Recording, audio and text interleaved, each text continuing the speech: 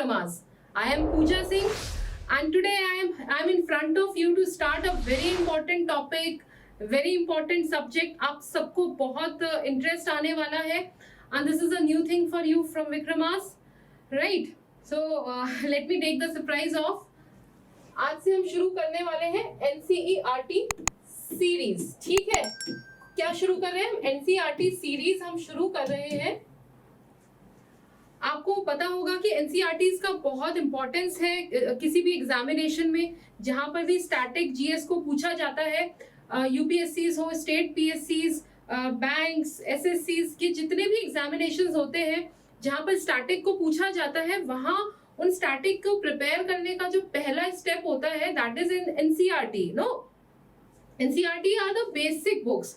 बिल्कुल basic books होती हैं जिसमें उस सब्जेक्ट का बहुत अच्छे से आइडिया दिया होता है, एंड देन वो आपको क्लास वाइज हम आपके साथ उसको डिस्कस करेंगे ताकि जो टॉपिक है उसकी एक अंडरस्टैंडिंग आप डेवलप कर सके, और विद क्लासेस हम अंडरस्टैंडिंग के साथ साथ उसकी डेप्थ भी जान सकेंगे. ठीक है, तो पर सबसे पहले सब्सक्राइब कर लीजिए हमारे चैनल को और लाइक कर दीजिए, वीडियो को शेयर कर दीजिए.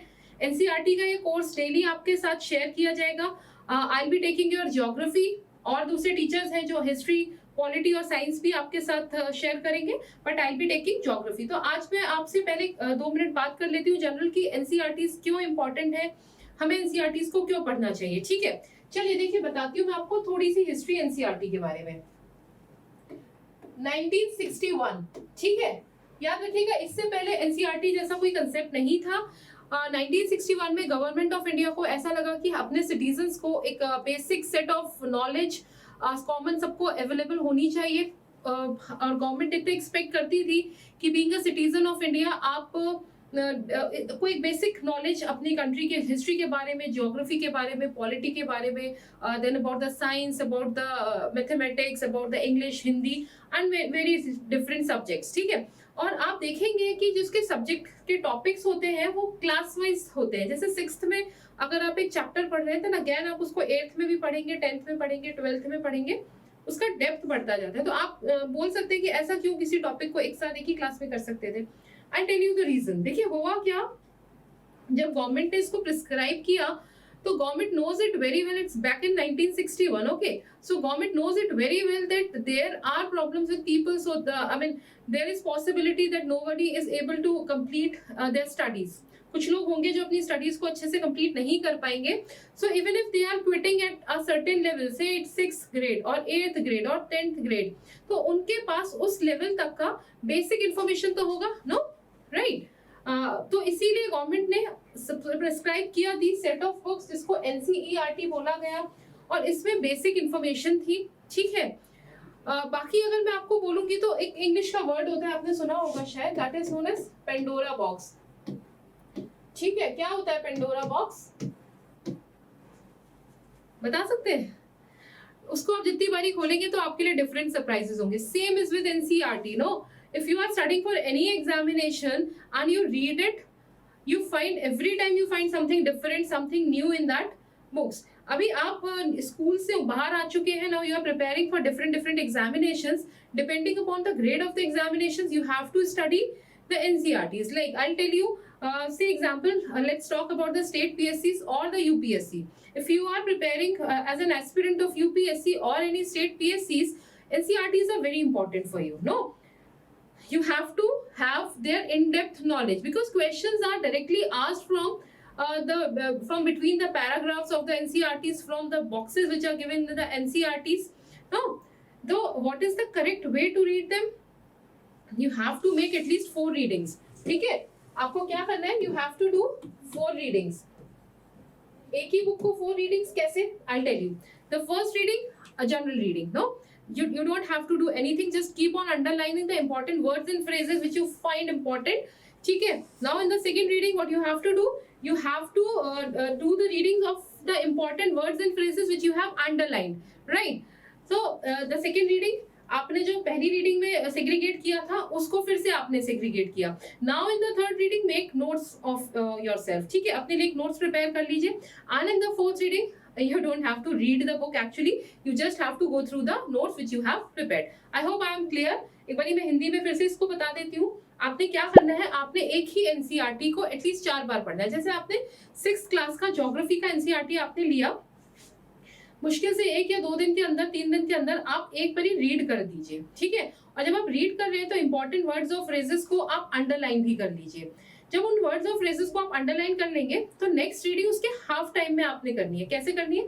जो आपने इंपॉर्टेंट वर्ड्स और फ्रेजेस को अंडरलाइन किया था, अब सिर्फ उन्हीं को सैग्रीगेट करना है। उसमें से भी जो आपको लगता है कि और इंपॉर्टेंट है, उनको हाईलाइट कर लीजिए। And in the third reading, जो एक ही दिन में हो जानी चाहिए कायदे में, तो आपने उसमें क्या करना है, उसमें आपको नोट्स बनाने हैं अपने हाईलाइटेड और अंडरलाइन फ्रेजेस से, ठीक है। और फोर्थ टाइम आपको बुक का जरूरत ही नहीं है, you just have to refer to your notes जब भी एग्जामिनेशन आएगा तब, ठीक है। आई थिंक आपको मैंने एनसीईआरटी का इंपॉर्टेंस बता दिया है, एनसीईआरटी क्यों शुरू किया गया था, that I have explained, and now I have told you about कि how you have to go through your NCERT books, ठीक है। और once you are done with your NCERT books, then you move through the next level, जहां आप अपने standard books को पढ़ सकते हैं, ठीक है। चलिए, बाकी इसके अलावा आप अगर डिटेल में पढ़ना चाहते हैं तो हमारे कोर्सेज को भी ज्वाइन कर सकते हैं। ये NCERT series will be free of cost to all of you on our main channel SSC Edutech, जिसका लिंक आपको डिस्क्रिप्शन बॉक्स में रहेगा।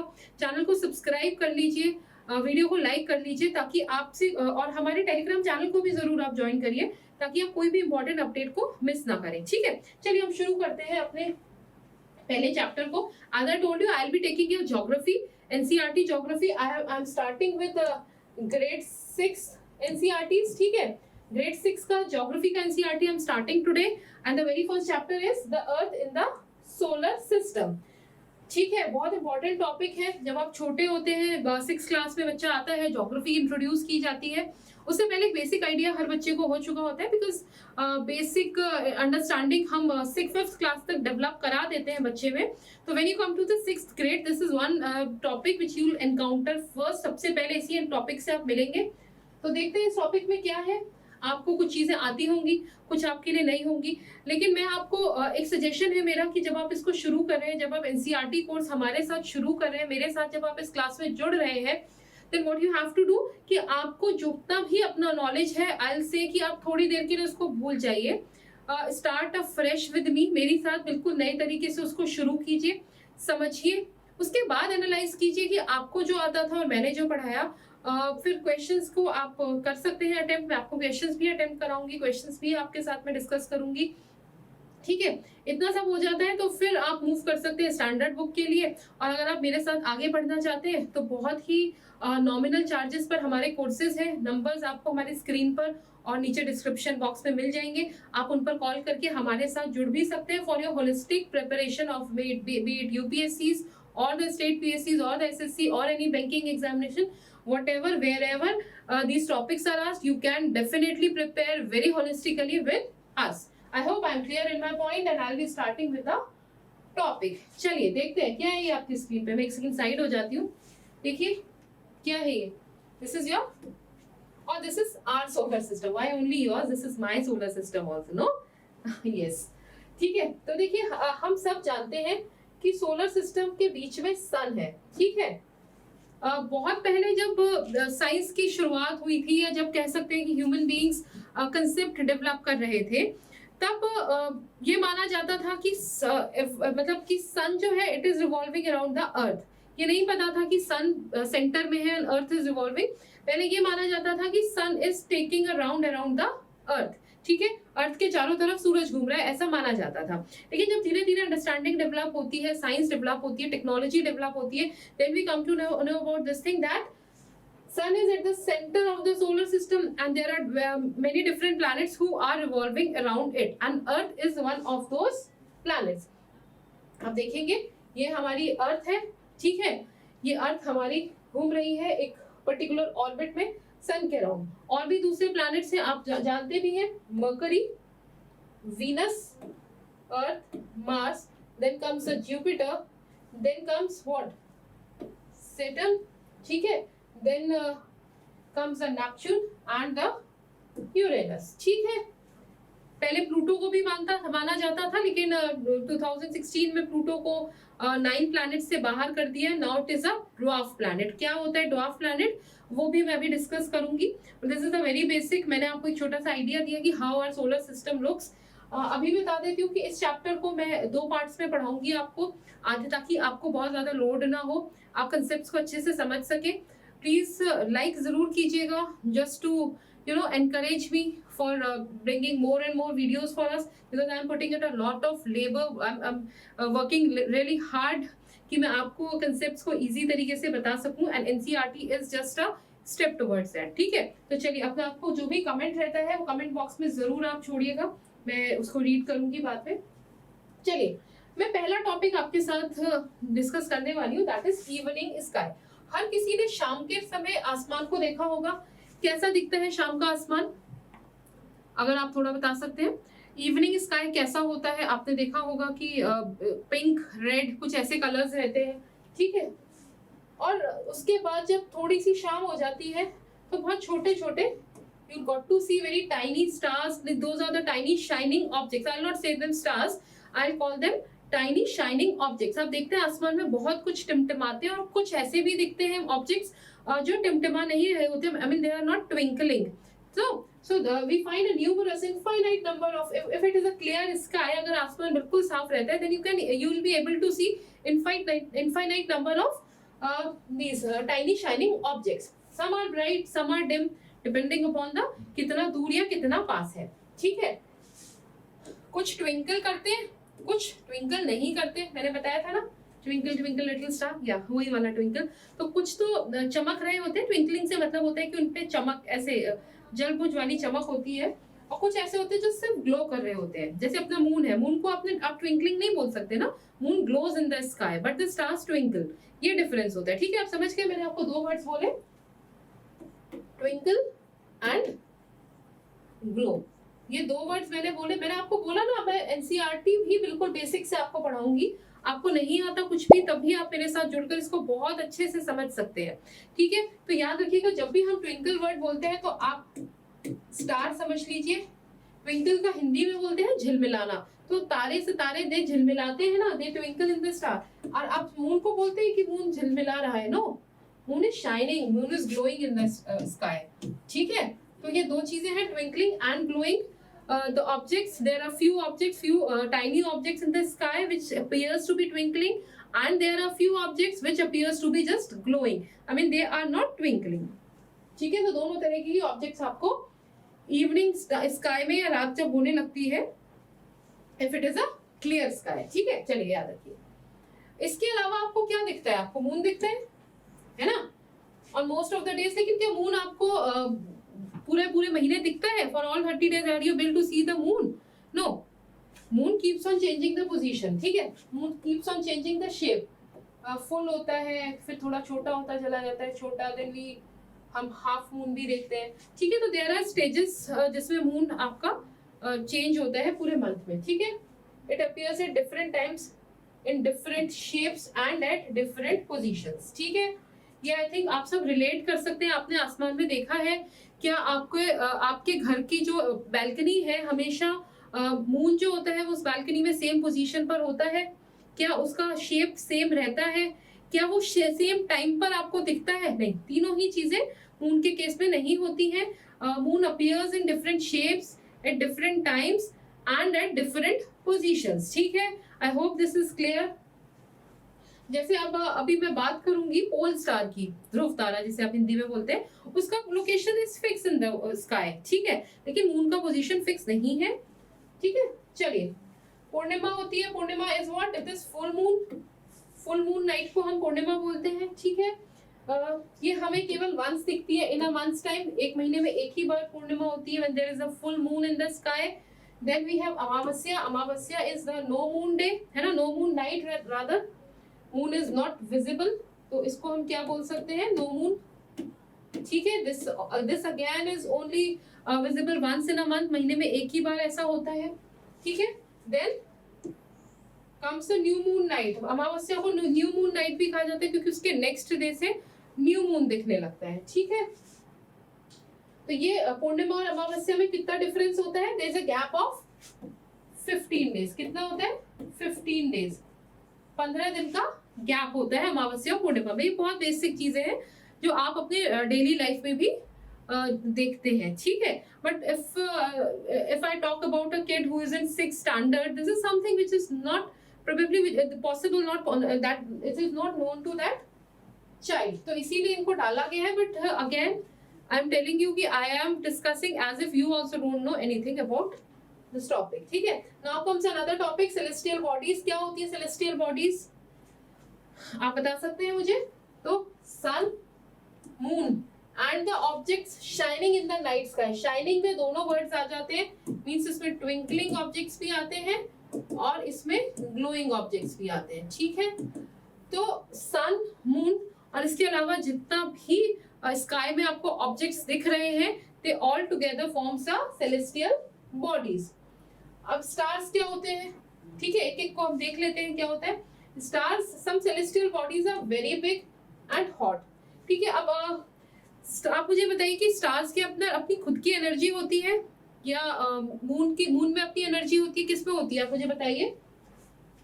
स्टार्स में अपनी एनर्जी होती है.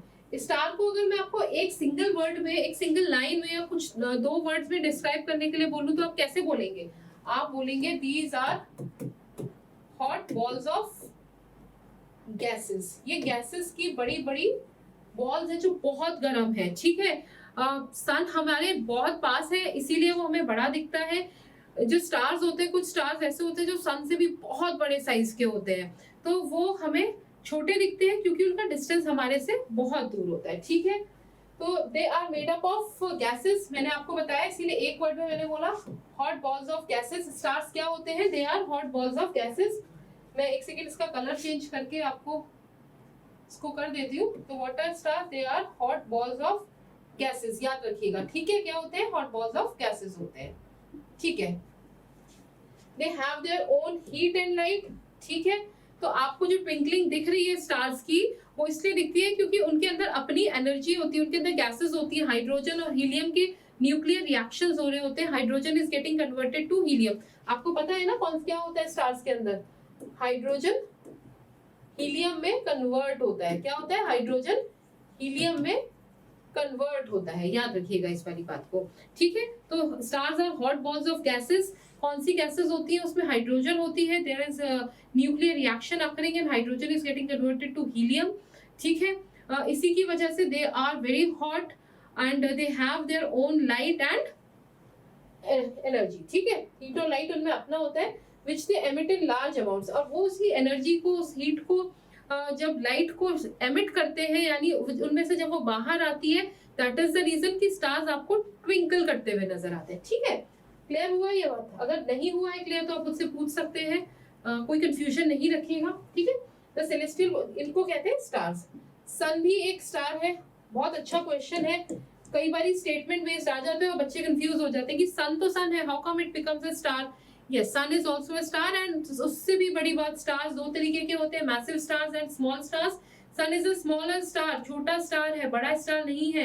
There are lot many stars जो massive stars भी होते हैं. जब हम थोड़ा डिटेल में पढ़ेंगे तब मैं आपको कभी लाइफ साइकिल ऑफ स्टार्स पढ़ाऊंगी, तब आप वहां पर इस चीज को समझिएगा, ठीक है. तो मैंने आपको यहाँ पे क्या बताया, मैं उसको समराइज करती हूँ.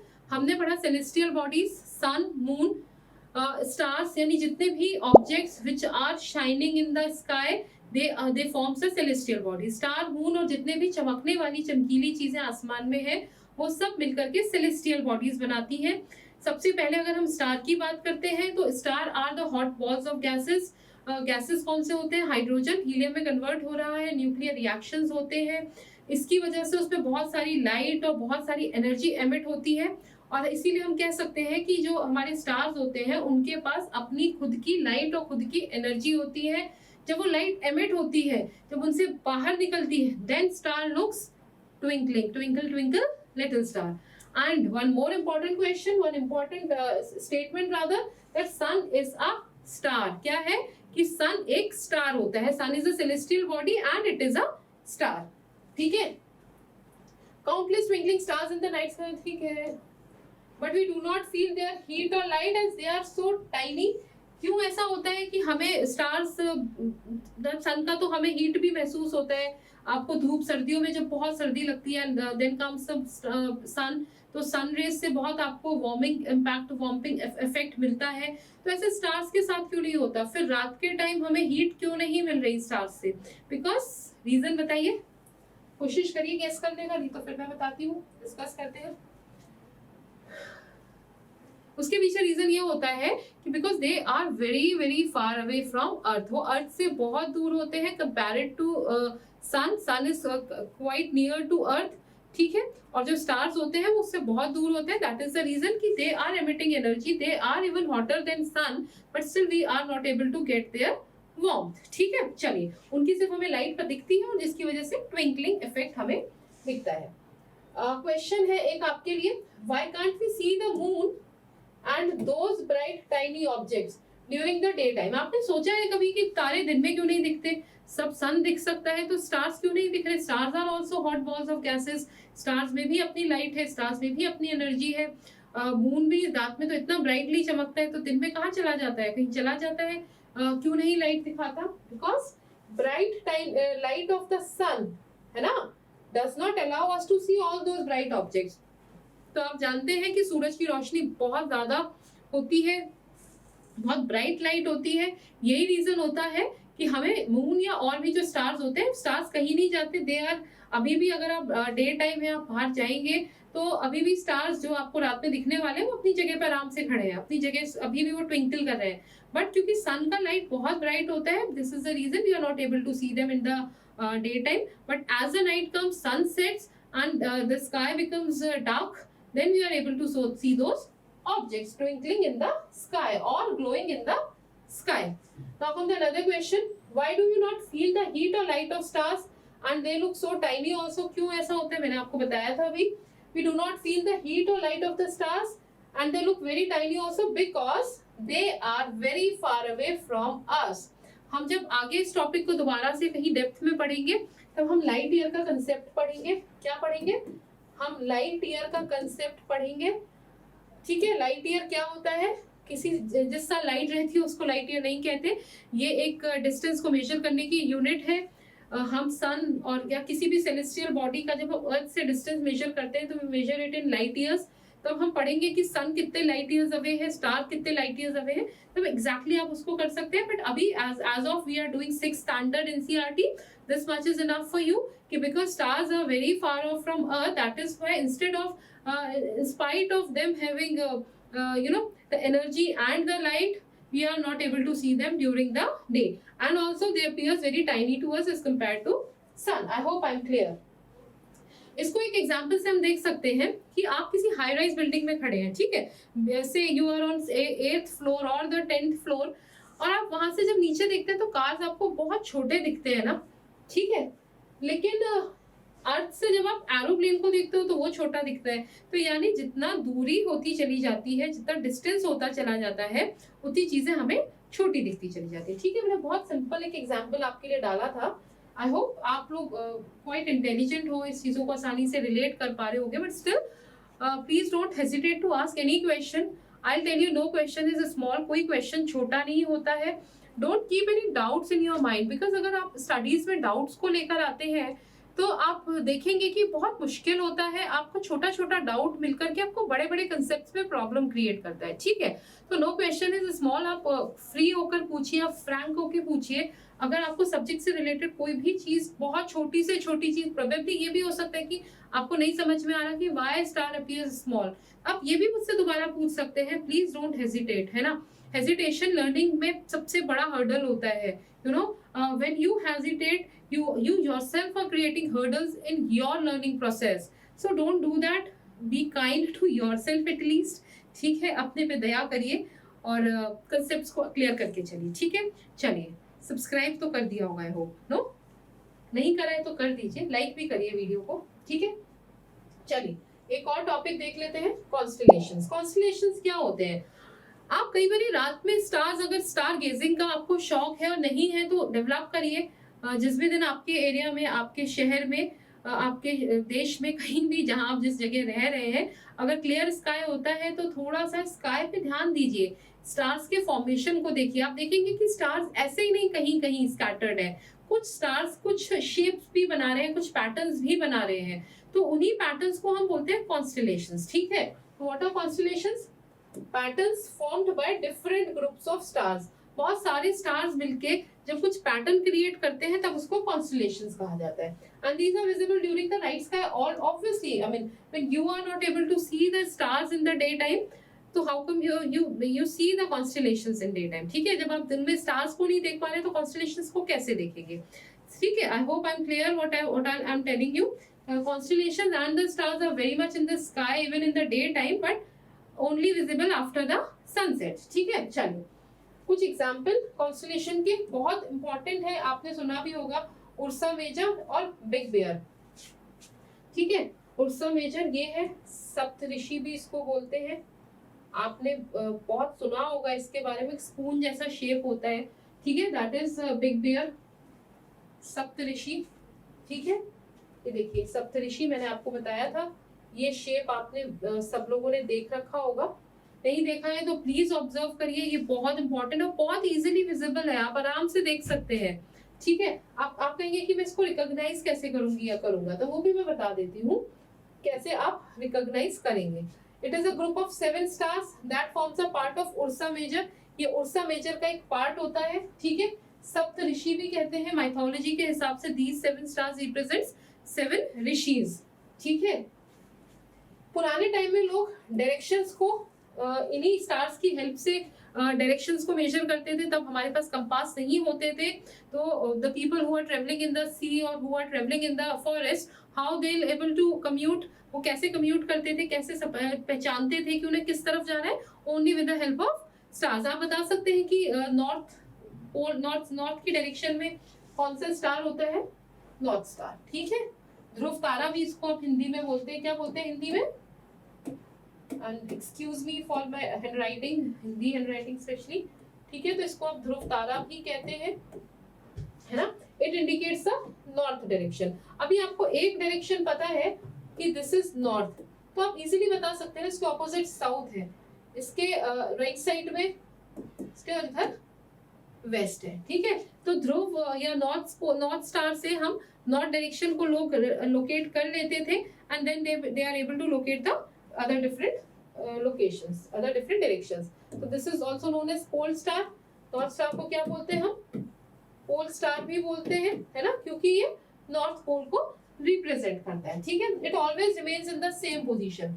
आप कितना भी महीने बाद, सालों बाद, I mean whenever you are going to see the night sky, you are always going to see the north star or the pole star in the north direction only, right? Like I told you that with moon you are not able to see it in a particular direction, in a particular position every day, but if we talk about the pole star, you are every time going to see it in the north direction only। I hope I am clear। ठीक, चलिए अभी मैं आपको एक चीज और बताती हूँ कि पोल स्टार का डायरेक्शन से किस तरीके से आप लोकेट कर सकते हैं। ये आपके एनसीईआरटी का ही एक इमेज मैंने लिया है। ठीक है, this is the bright star, north star. अगर आप देखेंगे दिस इज व्हाट, ये आपका सप्तऋषि है ना, इसके जो लास्ट के 2 स्टार्स होते हैं, इसके ठीक सीध में अगर आप लाइन ड्रॉ करेंगे तो जो आपको स्टार दिखेगा that is your pole star. ठीक है, समझ गए? फिर से समझिए कि ये आपका सप्तऋषि, ठीक है, कॉन्स्टेलेशन है, इसके जो लास्ट के, इस स्पून के लास्ट के जो 2 स्टार्स हैं, अगर उसको आप लोकेट करते रहेंगे तो the star which you see in their direction, ठीक है, that is pole star. We can locate the position of pole star with the help of Saptarishi constellation. ठीक है, सप्तऋषि क्या है? कॉन्स्टेलेशन। कैसे? If an imaginary line is drawn, ठीक है, ऐसा नहीं है कि वो लाइन आपको, आप शाम को जाकर के देखते हैं और कल मेरे को बोलेंगे कि मैम हमने तो ढूंढा था, स्टार्स तो थे बट कोई लाइन ही नहीं थी जो उन्हें ज्वाइन कर रही थी। तो there is no line in the sky, actually this is an imaginary line just to imagine the shape. ठीक है, तो if you in imaginary line is drawing the pointer stars, ठीक है, पॉइंटर स्टार्स है and extended it will point to the pole star. ठीक है, तो इन दोनों को हमने क्या बोला है? Pointer star. ठीक है, क्लियर है? कोई कंफ्यूजन है तो प्लीज पूछ लीजिए। ठीक है, चलिए I'll be waiting for your questions. Then comes the solar system. ठीक है, क्या करेंगे अभी हम सोलर सिस्टम को, मैं एक रफ आइडिया दूंगी, इसका डिटेल्स हम फिर नेक्स्ट क्लास में कंटिन्यू करेंगे. ठीक है, I don't want to extend the class, इसको छोटा ही रखते हैं क्लास को, ताकि आप आराम से समझ सके, मेरे साथ साथ रीड कर सके. आपको क्या करना है कि आपको एनसीईआरटी का चैप्टर 1 जितना मैं आपको क्लास में कराऊंगी, आपको घर जाके शाम को जब भी आपको टाइम लगेगा, take out 10 minutes or the 15 minutes and read that portion from the book. Make notes the day itself on which I am teaching you. It will be easy for you to follow up, to catch up with me with my speed, and trust me, within 2-3 months your all the NCERTs will be complete and your concept will be solid strong, rock strong. ठीक है, पर आपको उसके लिए मेरे को daily follow करना है, और उसके लिए आपको चैनल तो सब्सक्राइब करना ही पड़ेगा. ठीक है, तो चैनल सब्सक्राइब कर लीजिए, लाइक कर दीजिए वीडियो को, टेलीग्राम चैनल ज्वाइन कर लीजिए. ठीक है, ताकि आपको कोई भी इंपॉर्टेंट नोटिफिकेशन मिस ना हो. चलिए, तो अभी सोलर सिस्टम में क्या आता है, हमने सबसे पहली इमेज देखी थी, याद करिए. There is a sun in the centre, then there are different planets. ठीक है, 8 प्लैनेट्स हैं. Then we have satellites. ठीक है, सैटेलाइट्स जैसे moon is a satellite of Earth. कुछ नेचुरल सैटेलाइट्स होती है, फिर मैनमेड सैटेलाइट्स भी होती है. By the way, which planet has the maximum number of moons, बता सकते हैं तो बताइए मुझे. मैं आपको 2 चॉइस दे देती हूँ, जुपिटर है या सैटर्न है. ये दोनों में से एक है जिसके पास सबसे ज्यादा मून्स है. कौन सा है आप मुझे बताइए कमेंट करके, नहीं तो हम जब आगे पढ़ेंगे तो मैं आपको बताऊंगी इसके बारे में. ठीक है, and some other celestial bodies, कौन सी, एस्टेरॉइड्स एंड मीटरॉइड्स. तो हमने क्या क्या पढ़ा, सोलर सिस्टम में क्या क्या आएगा, आप एक बार नोट कर लीजिए. सन, देन कम्स द 8 प्लैनेट्स. ठीक है, 8 प्लैनेट्स के बाद उनका सैटेलाइट्स हो जाएंगे. ठीक है, एंड आफ्टर दैट कुछ और सेलेस्टियल बॉडीज होती है जिसमें आता है आपका एस्टेरॉइड्स एंड मेटेओरॉइड्स. ठीक है, ये भी बहुत कंफ्यूजिंग होता है कि मेटियोर्स क्या होते हैं, मीटियोइड्स क्या होते हैं, मीटेरोइड्स क्या होते हैं.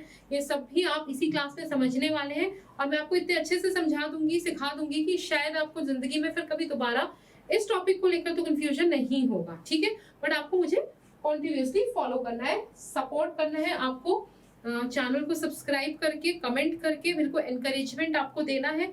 जितना आप मुझे एनकरेजमेंट देंगे, जितना आप मुझे सपोर्ट करेंगे, आई प्रॉमिस यू उससे मेनी टाइम्स ज्यादा मैं आपको हेल्प करूंगी. ठीक है, तो ये हमारा सोलर सिस्टम है, इसको देख लेते हैं, और मेरे ख्याल से इसी के साथ हम क्लास को खत्म करेंगे. अगली क्लास में फिर इसके आगे के टॉपिक्स भी कंटिन्यू करेंगे. सन, मर्क्यूरी, वीनस, अर्थ, मार्स. अब देखिए, इसके बाद ये आती है एस्टेरॉइड बेल्ट. ठीक है, तो आपको पता होना चाहिए मार्स और जुपिटर के बीच में एस्टेरॉइड बेल्ट्स होती है. और ये जो 4 प्लैनेट्स हैं, ठीक है, इन्हें हम बोलते हैं इनर सर्किल ऑर्बिट्स. क्या बोलते हैं, इनर सर्किल. और याद रखिएगा एक चीज और, कि जो इनर सर्किल प्लैनेट्स होते हैं इनको हम सॉलिड भी बोलते हैं, सॉलिड प्लैनेट्स भी बोलते हैं, या फिर रॉक वाले प्लैनेट्स भी बोलते हैं, क्योंकि यहाँ पे रॉक्स होती हैं. ठीक है, इसके बाद ये जितने भी हैं, Jupiter, Saturn, Uranus and Neptune, इनको हम बोलते हैं आउटर सर्किल प्लैनेट्स. ठीक है, आउटर सर्किल प्लैनेट्स होते हैं, या इन्हें हम गैसियस प्लैनेट्स भी कहते हैं. ठीक है, जिसमें कि आपका यूरेनस और नेपच्यून, इन दोनों को बोला जाता है गैसियस जाइंट्स. क्या बोलते हैं इन दोनों को, गैसियस जाइंट्स, क्योंकि ये बहुत बड़े साइज के होते हैं. मैक्सिमम इनके अंदर गैसेस होती हैं. किस किस को हम बोलते हैं, तो आप याद रख लीजिए, यूरेनस एंड नेपच्यून. ठीक है, क्लियर है. फिर हम देखेंगे रिंग्स किस किस के पास है, जुपिटर के पास है, सैटर्न के पास है, यूरेनस के पास है. ये जितनी भी इन डेप्थ पॉइंट्स हैं, जितना भी इनकी टेक्निकलिटीज हैं, आई प्रॉमिस मैं बहुत इजी तरीके से आपको ये इतने अच्छे से समझा दूंगी कि आपको इसके लिए प्रॉब्लम नहीं आनी चाहिए. कल हम दोबारा से इसी के साथ शुरू करेंगे. यहाँ पे इस बॉक्स में थोड़ा सा इम्पोर्टेंट प्लैनेट्स, इम्पोर्टेंट इंफॉर्मेशन भी है, उसको भी हम पढ़ेंगे. शायद वो 15 मिनट्स 10 to 15 मिनट्स का टॉपिक हो सकता है, लेकिन आप मान के चलिए कि यहाँ से अगर क्वेश्चंस आते हैं इस टॉपिक से रिलेटेड, तो इस वाले क्वेश्चन से ये इतना जो लिखा हुआ है इससे बहुत सारे क्वेश्चंस पूछे जाते हैं। इस एक चार्ट से आप इतना समझ जाएंगे, इतनी चीजें जान जाएंगे कि अगर आपका कोई वन लाइनर क्वेश्चन आता है तो आप उसको इजीली समझ सकते हैं। ठीक है, तो हमने अभी तक क्या पढ़ा एक बार उसको हम देख लेते हैं जल्दी जल्दी। ठीक है, हमने क्या क्या चीजें आज पढ़ी है उसको एक बार रिकैप कर लेते हैं। हमने आज सोलर सिस्टम को देखा, ठीक है, कि सोलर सिस्टम कैसे होता है। Sun is at the centre and there are 8 planets who are revolving around the sun. ठीक है, फिर हमने समझा कि how the evening sky looks like. ठीक है, हमने ट्विंकल और ग्लोइंग में डिफरेंस समझा। ठीक है, purnima amavasya means the full moon और नो मून डेज को समझा। न्यू मून डे को भी हमने समझा। Then comes the celestial bodies, जहां हमने सन मून स्टार्स की बात करी। हमने ये समझा कि stars they are the gaseous, they are the hot and gaseous balls. They have their own light and energy, but still we see them just twinkling and not we can't feel their warmth. Reason being they are very far away from earth. ठीक है, फिर उसके बाद हमने देखा कि moon और जितना भी टाइनी ग्लोइंग ऑब्जेक्ट्स है, why they are not visible to us during the day sky, just because they are very far away from earth, and the sun is very bright. sun का brightness की वजह से we are not able to see them. फिर हमने constellations देखे। ठीक है, Ursa Major और बिग बेयर के बारे में हमने बात करी। हमने एक important constellation which is visible to everyone in the night sky, Saptarishi, हमने उसके लिए बात करी। ठीक है, then we talked about the pole star, how the people in the ancient time, in the previous time when they have not discovered the compass, how they are able to locate the directions. That we have learned in this chapter, in this concept basically. If you use the pointer stars are pointing towards the pole star, and pole star is the only star in the sky whose position is fixed. Moon के साथ ऐसा नहीं होता, मैंने आपको बोला था। आप इमेजिन करिए आपकी बैल्कनी से every day you are not able to see the moon at the same position at the same time and in the same shape location as well as timing. All keeps on changing for moon, but for pole star you are always going to locate it in the same direction in the sky. Fine. फिर हमने start किया solar system का। Solar system contains sun, then we have 8 planets, then we have a few other celestial objects जिसको हमने बोला asteroids and मीटरॉइड्स। Asteroids मैंने जैसा आपको इस वाले डायग्राम में दिखाया है कि there is a asteroid belt between the Jupiter and the Mars. Asteroids होते क्या है वो मैं आपको भी और डिटेल में बताऊंगी। ठीक है, फिर मैंने आपको बताया inner planets and the outer planets. Inner planets को रॉकी प्लैनेट्स भी कहा जाता है, आउटर प्लैनेट्स को गैसियस प्लैनेट्स भी कहा जाता है। And the two giants, the last के 2 planets Uranus and Neptune, they are known as gaseous giants. ठीक है, आई होप यहाँ तक आपको क्लियर होगा। कुछ भी इसमें कंसेप्ट आपको समझ नहीं आता है, कोई भी आपको प्रॉब्लम लगता है, प्लीज कमेंट करिए, वीडियो को लाइक कर दीजिए जरूर से, चैनल को सब्सक्राइब कर दीजिए, शेयर करिए वीडियो को। और हाँ, शाम को 5:30 बजे की लाइव करंट अफेयर्स की क्लासेस में आना बिल्कुल मत भूलिएगा, ज्यादा से ज्यादा नंबर्स में आइए। ठीक है, चलिए अभी ध्यान रखिए। I will be joining you again tomorrow with the continuation of this topic only. Till then take care and have a good day. Thank you.